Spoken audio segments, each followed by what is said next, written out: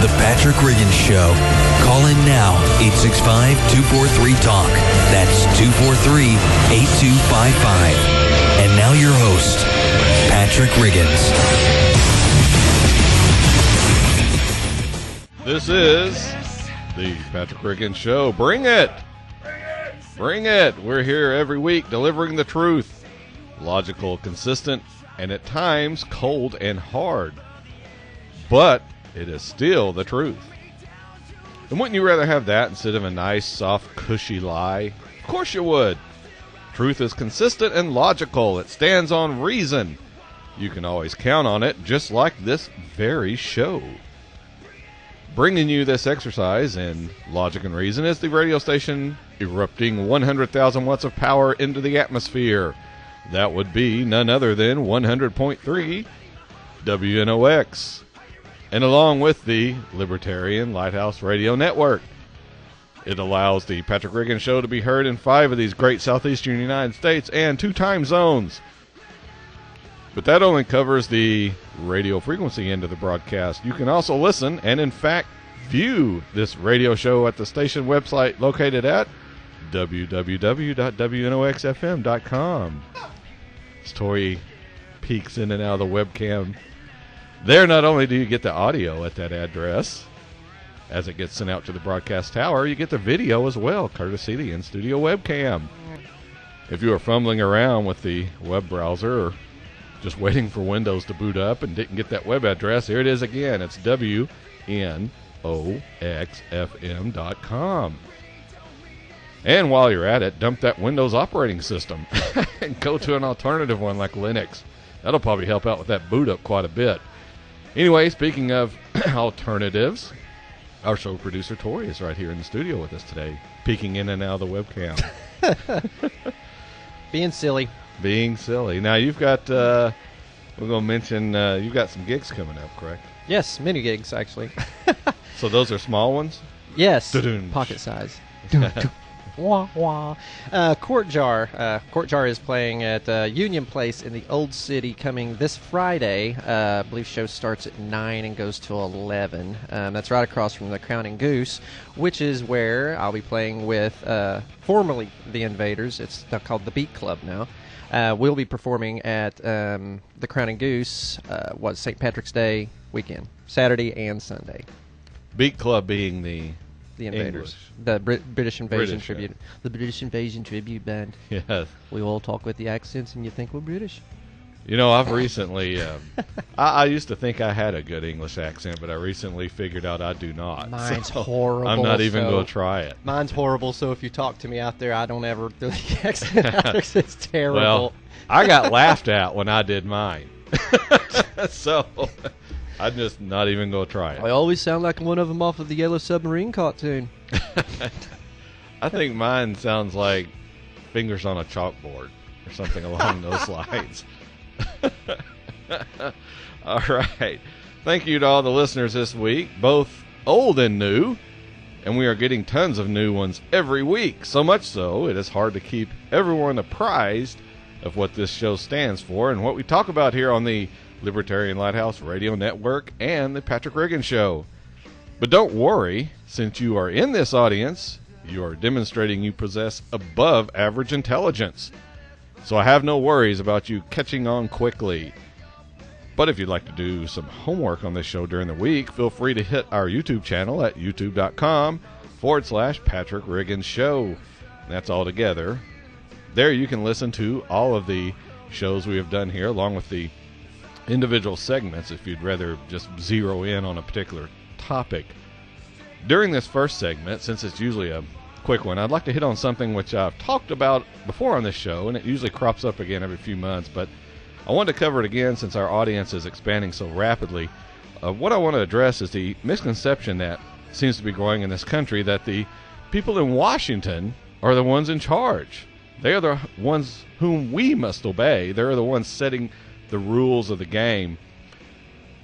Look, the people in government are not our rulers. They are not in charge of us. We are in charge of them. The reason we elect these people is to do the work we don't have time to do because we're too busy earning a living, where most of us are anyway.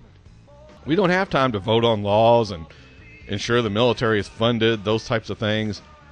Notice I didn't say anything about ensuring entitlements are funded. Those of you who have listened to this show for a while know entitlements are blatantly unconstitutional. Therefore, not even our employees in Washington should be voting on those things, even though they do.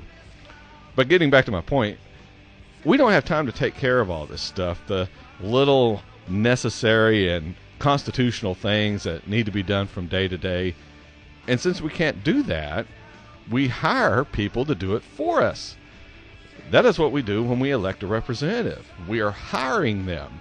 In other words, they are working for us. They should not be dictating to us what we can and cannot do, where we can go, what firearm we can buy or sell. We should be dictating to them what they can and cannot do. That is why we have a constitution. It isn't to give us rights. It's to tell the government only what we allow it to do, nothing more.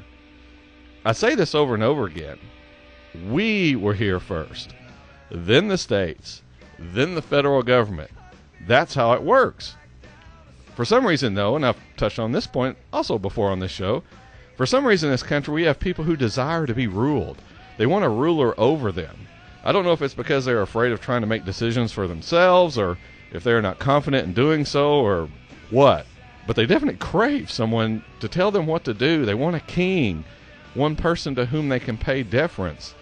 I don't know if these people have a personality defect, or they lack something in their lives, or hope by filling it with this supreme earthly ruler that will help, or what. But we have to work to educate and wean these types of people off government, which will help them build confidence in themselves to live without this daily intervention of the government bureaucracy.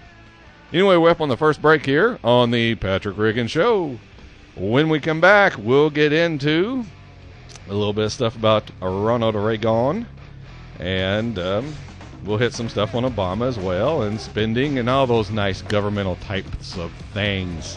And Tori will also be here as well. So join us in a couple of minutes.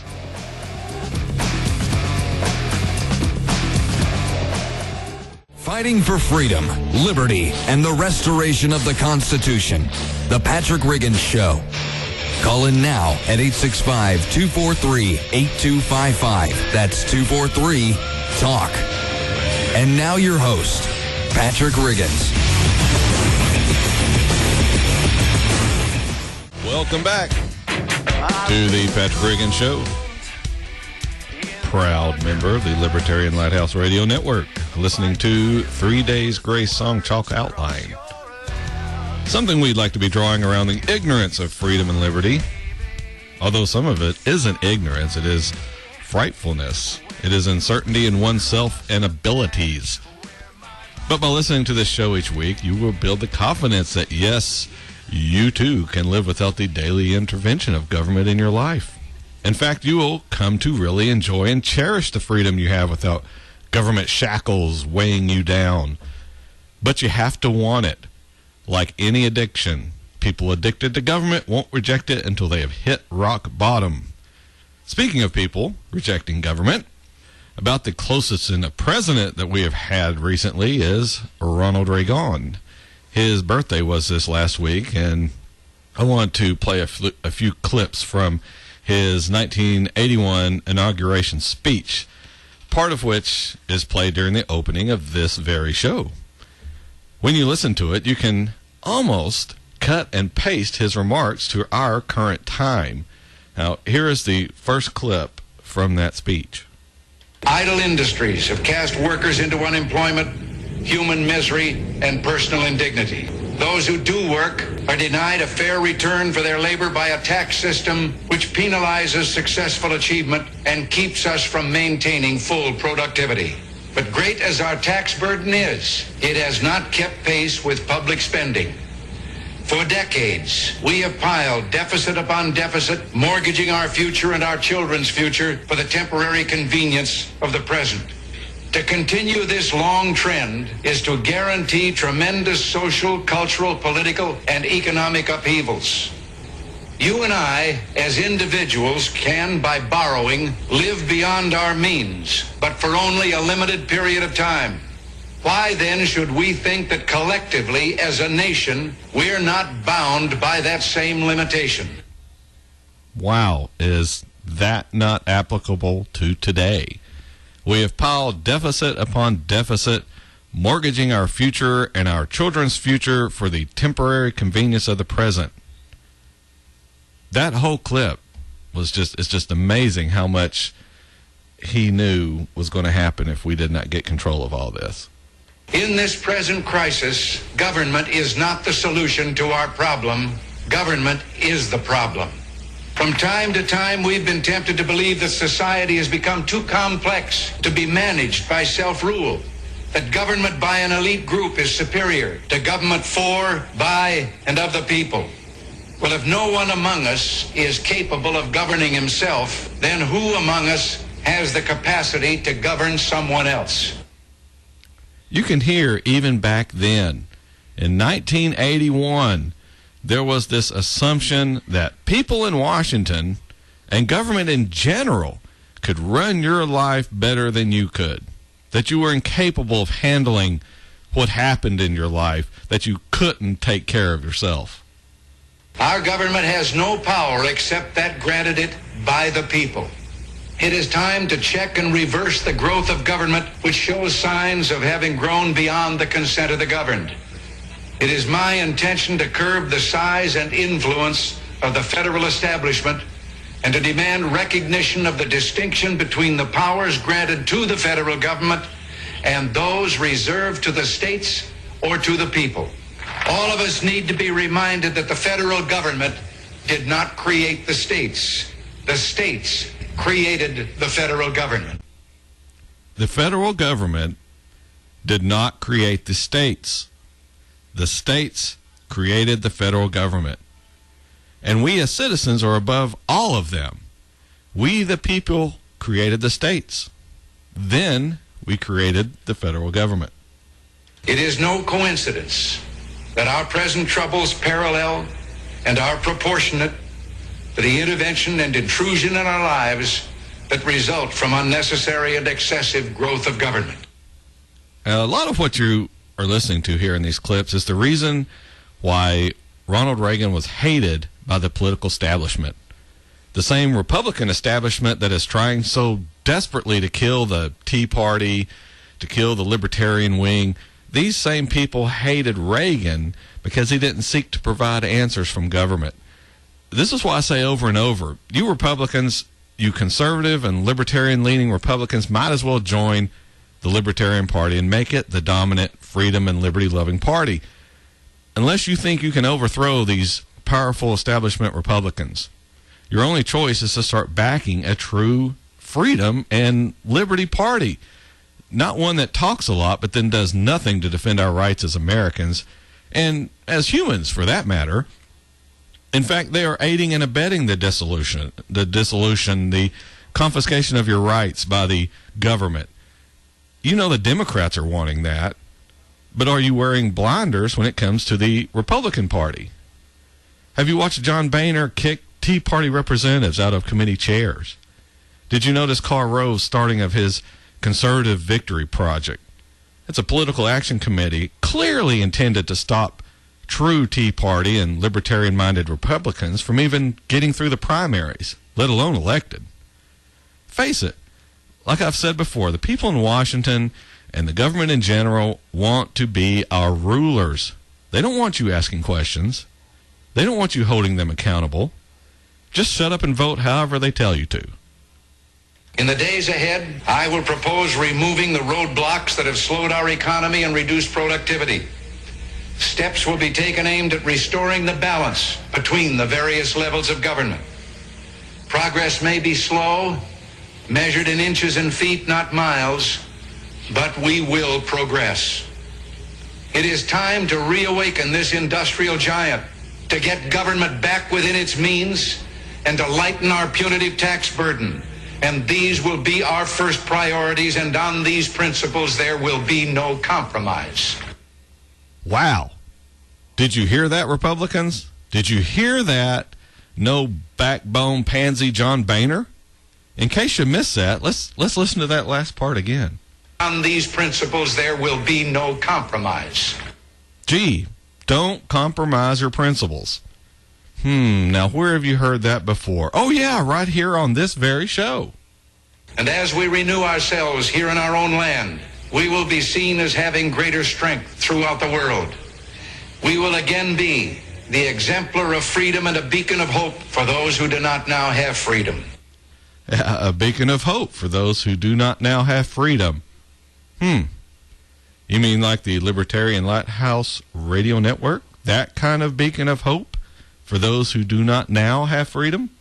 We will not use our friendship to impose on their sovereignty, for our own sovereignty is not for sale. Wow, another one. What a concept. Not imposing on another country because we wouldn't want it done to us. Above all, we must realize that no arsenal or no weapon in the arsenals of the world is so formidable as the will and moral courage of free men and women. It is a weapon our adversaries in today's world do not have. It is a weapon that we as Americans do have. Let that be understood by those who practice terrorism and prey upon their neighbors. We must realize that no arsenal or no weapon in the arsenals of the world is so formidable as the will and moral courage of free men and women. Exactly right. You cannot fight terrorism effectively with weapons, with guns, bombs, drones, missiles, because you have not won someone's mind. Why the people in our government cannot understand that, I will never know. If we stopped bothering all these people around the world and minded our own business, if we worked on, well, as example lifted from the Bible, if we removed the board from our own eye first, if we worked on making our country great, making our country free and respectful of natural human rights, we would not have any problems out of the other countries of the world. Their people would be wanting to come to our country. And if they couldn't get here, they'd want to emulate our freedoms and liberties in their countries. We wouldn't be over there trying to tell them what to do and when to do it. If you don't like it over here, what makes you think people in other countries like our government doing it to them? Quick answer, they don't. Which is why you have people who hate this country around the world.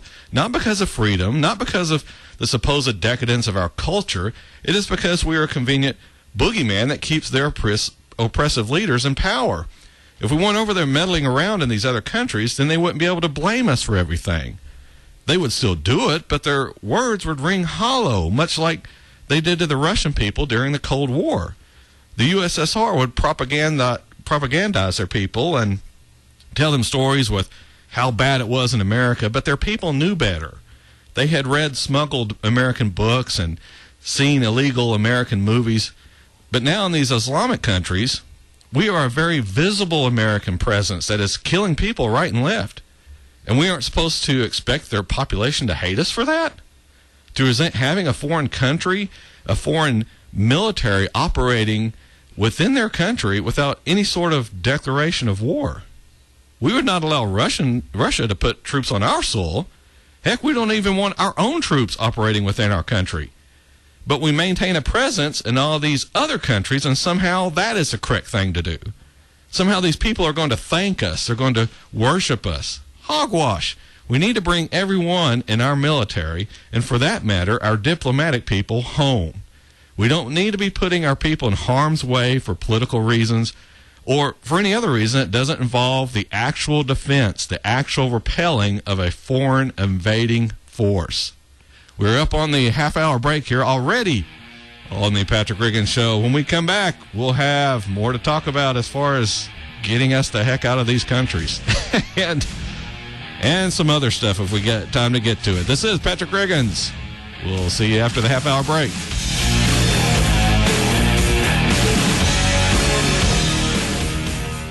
Fighting for freedom, liberty, and the restoration of the Constitution.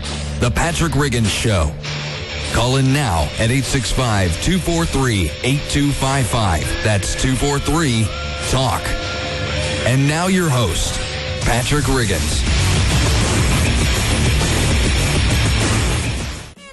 We are starting the second fantastic half hour of the Patrick Reagan Show right here on the Libertarian Lighthouse Radio Network.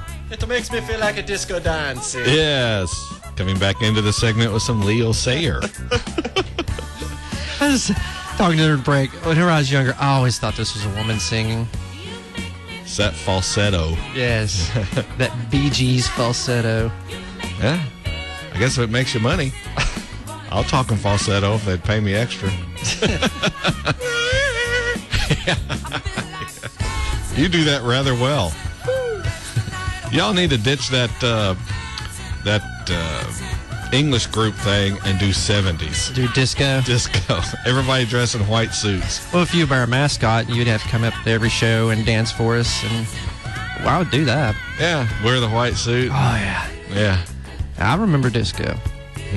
I was very young, but I remember it. You know, you don't. If I did that, you'd probably lose a lot of audience.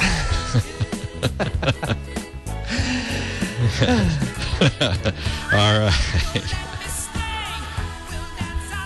Oh, yes. Welcome back to the Patrick Reagan Show here in 1977. We are full of optimism here. Why? Because I have confidence in the American people. Confidence as this show spreads the message of freedom and liberty far and wide, that people will start to embrace it. Not everyone, but enough that we can get this country turned around and started down the correct course, instead of the one we are presently on, one towards more socialism and its associated and necessary governmental tyranny, because that's required if you're going to enforce the socialism being imposed. Anyway, getting on in the show. This week, the Wall Street Journal ran a story detailing how the so-called kill list that the government maintains is being expanded. Oh, great. You know, just the fact that a supposedly free country that is founded on the rights of human beings to be free, to have a trial of their peers before being sentenced, the very fact we have this list should be repulsive to every person who acknowledges those principles upon which this country is founded. Our president, our government, is sentencing and executing human beings without a trial, without a judge seeing any evidence, without a jury of their peers. Nothing. They just decide you got to die. That's what they do. The exciting thing is this government isn't limiting this to just foreigners. No, they think we want to join in on it as well. They think this applies to Americans in this country as well. Now, you don't believe me? Do you think I'm being an alarmist? Well, all you regular listeners know how ridiculous that accusation would be, but you new listeners, you might be thinking that. Well, just listen to this testimony in Congress. This is John Brennan, who is being confirmed as the CIA chief. Here's what he said when asked how much evidence the president needs to decide that a particular American can be lawfully killed, and whether the administration believes that the president can use this authority inside the United States. Now, Mr. Brennan was asked this question by Oregon Senator Ron Wyden, who is a Democrat. An actual Democrat asked this question. I guess the Republicans couldn't get permission from their leadership to ask such a thing. So what was Mr. Brennan's answer to this question of how much evidence the president needs to decide if an American can be killed, even within this country? Here's what he said. I have been a strong proponent of trying to be as open as possible with these programs as far as our explaining what we're doing. What we need to do is optimize transparency on these issues, but at the same time, optimize secrecy and the protection of our national security. I don't think that it's one or the other. It's trying to optimize both of them. And so what we need to do is make sure we explain to the American people what are the thresholds for action, what are the procedures, the practices, the processes, the approvals, the reviews.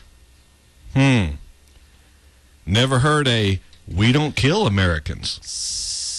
Never heard that. Exactly. Just quiet. I heard a bunch of just chasing his tail. Yes. I didn't hear, we don't kill people within these countries' borders. Didn't hear that. Did you notice that? In case you, Tory caught it. Yeah. In case you doubt that they are looking at killing people within the borders of the United States, listen to that last part once again. And so what we need to do is make sure we explain to the American people what are the thresholds for action, what are the procedures, the practices, the processes, the approvals, the reviews. In other words, Mr. Brannon, quite possibly the next CIA chief, just stated that we need to explain to the American people the conditions under which the government will be carrying out killings within this country. Well, explain. That was the question. Yes. That was the question. He wants to know, the question is, are we going to do Explain. it? Yeah. Well, he doesn't want to explain it because he realizes what he's saying. But he just said he's going to explain. Yes. God. And that's if they would just explain to the American people why they have to kill people, I think that's his logic. Not that we should be doing it or not. So if you want to hear that clip again real quick, here it is. It's a little disturbing. And so what we need to do is make sure we explain to the American people what are the thresholds for action, what are the procedures, the practices, the processes, the approvals, the reviews. The approvals, the reviews. We are going to kill people within this country, but hey, someone will be reviewing it all. So you won't have to worry about it. Just go back to watching television and let us take care of running the government. Don't worry, though, because these guys are proactive. The people they have labeled terrorists, which, incidentally, the administration won't reveal what makes you a terrorist or how you can be labeled as one.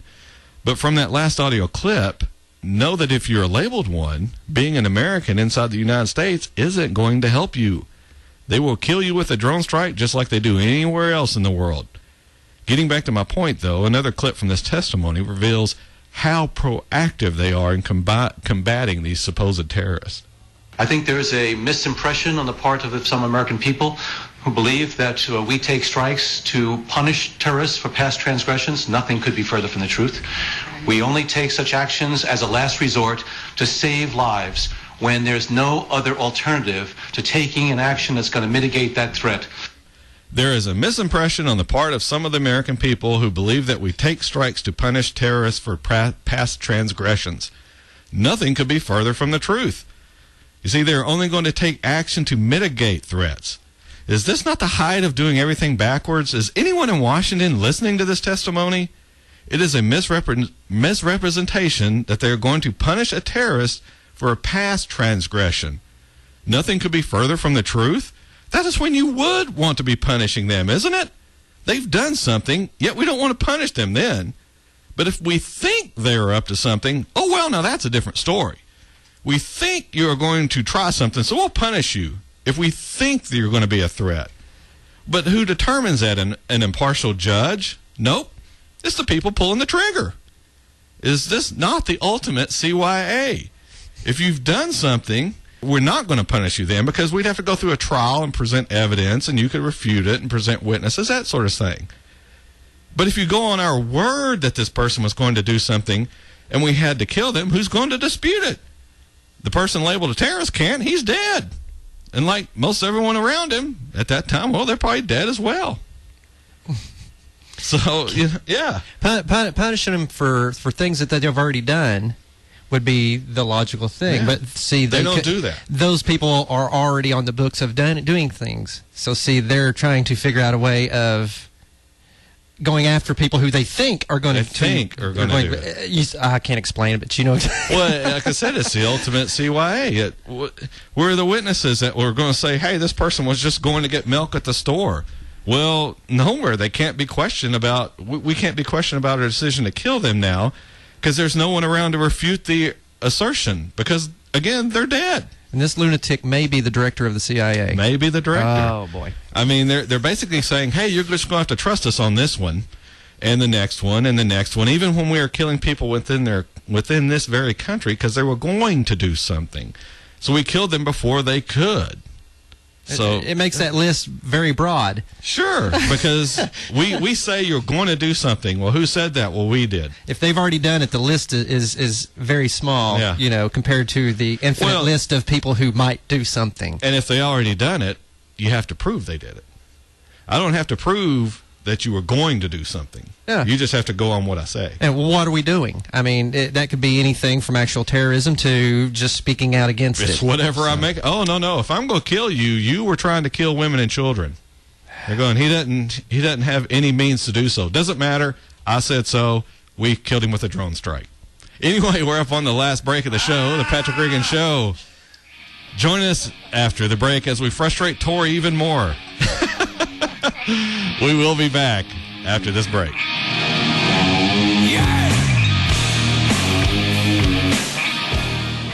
Fighting for freedom, liberty, and the restoration of the Constitution.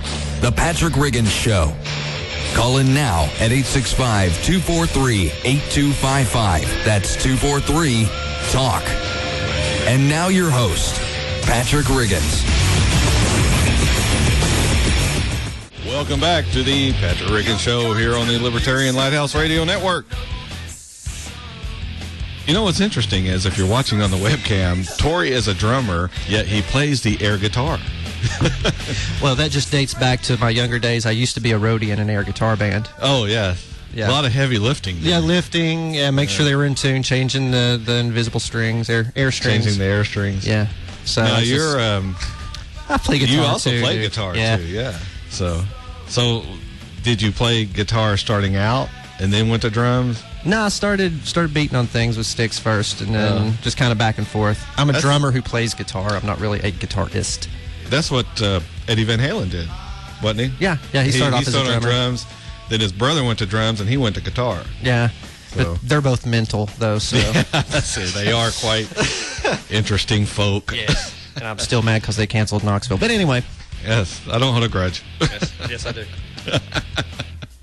All right, you're listening to the most popular radio show of its kind on the only radio network fighting for freedom and liberty for everyone. Again, that's the Libertarian Lighthouse Radio Network and the Patrick Reagan Show.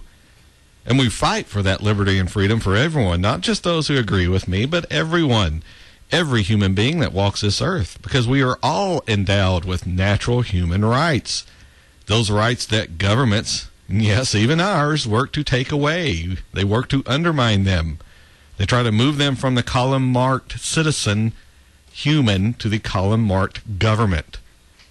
Anyway, getting on into this segment here a little bit, Associated Press ran a story this week bemoaning the pending budget cuts and quoting the president saying just about the same thing. In fact, the quote from the article has President Obama stating, there is no reason for that to happen, those cuts.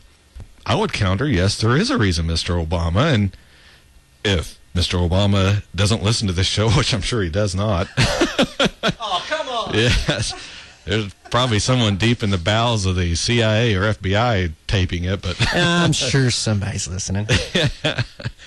But in case he doesn't know the reason why, I will play a clip from what we were doing just before, Ronald Reagan here. You and I, as individuals, can, by borrowing, live beyond our means, but for only a limited period of time. Why then should we think that collectively, as a nation, we're not bound by that same limitation? Yes, we spend and we spend and we spend. Yes, there is a reason we have to have budget cuts, Mr. Obama. It is because you people in Washington cannot stop spending our money. It's like an addiction to you.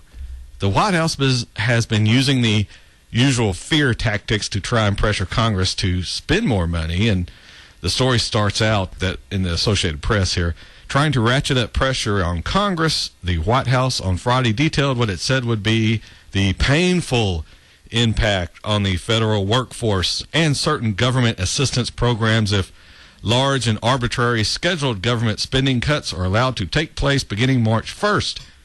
They include layoffs or furloughs of hundreds of thousands of federal workers. Oh, no. Oh, boy. Including FBI agents. That ain't going to happen. Yeah, U.S. prosecutors, food safety inspectors, and air traffic controllers. Oh, no, so no crimes will get solved, and all your food's going to be unsafe, and your flights will go be at the mercy of, I guess, the janitor who mops the floor in the control tower. You know. He'll be responsible for searching you when you go through, too. Oh, boy. And I'm sure he's passed a background check. Yes. No part untouched. Yeah, you might want to check that little sexual offender registry before you go through the thing. But anyway, this is a typical scare tactic. We're going to drop everyone off the payroll who might be involved with the public. Here's an idea. Why not start with the people sitting in offices in Washington, D.C., who, on average, are earning almost $100,000 a year? So, anyway, the story says about 70,000 young children will be kicked off Head Start. Well, we don't need to be doing that anyway, having Head Start. 10,000 teacher jobs will be put at risk. Good. We don't need the government in the education business anyway. And up to 2,100 food safety inspectors or inspections might have to be canceled. Well, that's okay. I'm sure the companies and stores selling the food will be glad to check the food over before selling it. No one wants the kind of publicity that someone getting sick would generate, so they'll probably work harder to ensure their stuff's up to standards anyway. Let's see, 373,000 serious mentally ill adults and seriously emotionally disturbed children would go untreated. Okay, hello Sandy Hook. Don't want to know those, do you? Well, you better approve that extra spending.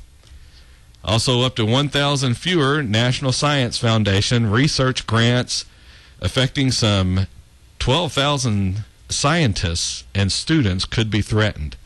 Oh no, no more medicines or students to help study illnesses. Yeah, there's no money in the medical field anyway. No one want to do those jobs without the government propping them up. Let's see. Many small business loans will be denied. Okay, that's fine. If they have a good product, they'll find alternative financing. Workplace safety inspections will be curtailed. Well, I guess we just talked about that. I guess more people will get hurt in the workplace because, companies don't care about their employees. Federal assisted programs like Meals on Wheels will be slashed, and 125,000 low-income renters put at risk of losing government-subsidized housing. Well, good. Private charities will be glad to pick up the slack. And plus, they'll cut out waste by not spending resources on people who don't need it. It's really sad our government stoops so low to try and scare the American people like this, but I guess what's even more sad is that there are people in this country who are so addicted to government that this type of tactic is effective. This is why we're going to have to work. Work, and if this segment and the segment before didn't convince you that things are going wrong in Washington, I just don't know what would. I asked the question, what if we, and I say we in capital letters, we paid all the politicians in Washington a salary of $25,000 to $27,000 a year? That's all they get, no more. How many politicians would we have in Washington wanting that job then? Not many. Well, but as we thought, they would just take those governmental perks. No perks. We'd need to cut that out as well. No perks. You get what you get, and that's it. If we restricted the power and spending in Washington, then we would get better quality people. All right, we're up on the end of the show here, the Patrick Reagan Show, right here on the Libertarian Lighthouse Radio Network. If you want more information about us, you can go to our Facebook page at facebook.com/Patrick Reagan Show. That's all together. And if you need to know how to spell Riggins, it's Riggins, Patrick Reagan Show.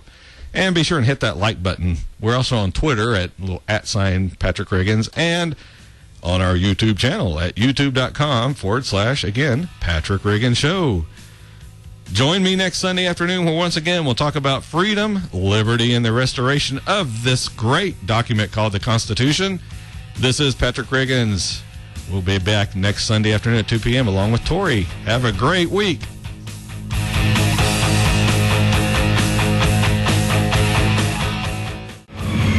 Join us again next week for a solid dose of truth on the Patrick Reagan Show every Sunday from 2 to 3 p.m. Be there.